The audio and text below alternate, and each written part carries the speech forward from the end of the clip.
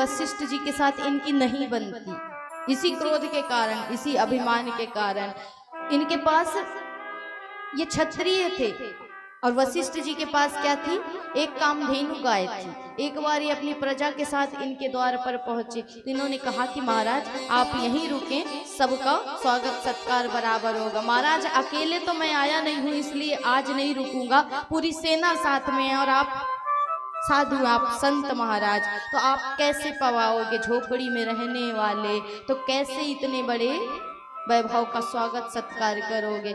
वशिष्ठ जी ने कहा कि आप उसकी चिंता ना करें, जो जो वस्तु चाहेगा वही वस्तु मैं उसे प्रदान करूंगा। ठीक है, देख लेंगे। अब रुक गए और कहते वशिष्ठ जी ने ऐसा स्वागत सत्कार किया जो स्वयं विश्वामित्र जी इनका नहीं कर सकते, ना पूरी प्रजा का, समाज का कर सकते। कैसे हुआ ये, इस बात को जानने के लिए इन्होंने पूछा तो वशिष्ठ जी ने बताया कि मेरे पास एक कामधेनु गाय है, उस गाय से यदि मैं उसके सामने जाकर के जिस चीज की कामना कर दूं तो वो मुझे मिल जाता है।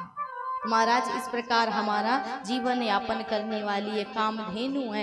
अब विश्वामित्र जी के मन में लोभ आ गया, उन्होंने कहा ये गाय आप मुझे दे दीजिए। उन्होंने कहा कि कैसे दे दूं, यही मेरी जीविका है इसलिए दे नहीं सकता, महाराज क्षमा करें। तो विश्वामित्र जी ने क्रोध में आकर के कहा कि आप हमारे स्वभाव से परिचित नहीं है, यदि नहीं दोगे तो बलात् इसे खींच करके ले जाऊंगा, लेकिन ले करके रहूंगा। बोले जैसी आपकी इच्छा, जैसी आपका स्वभाव महाराज।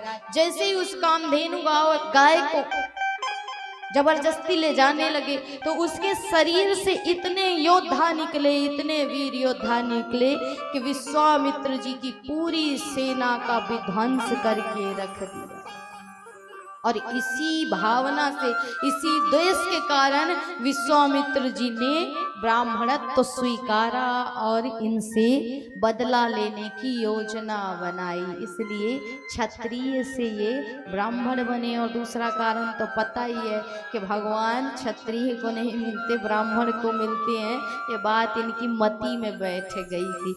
जबकि कहा ऐसा जाता है कि भगवान तो भीलनी के बेर भी पाते हैं, भगवान उस विदुर के केले के छिलके भी पा लेते हैं महाराज।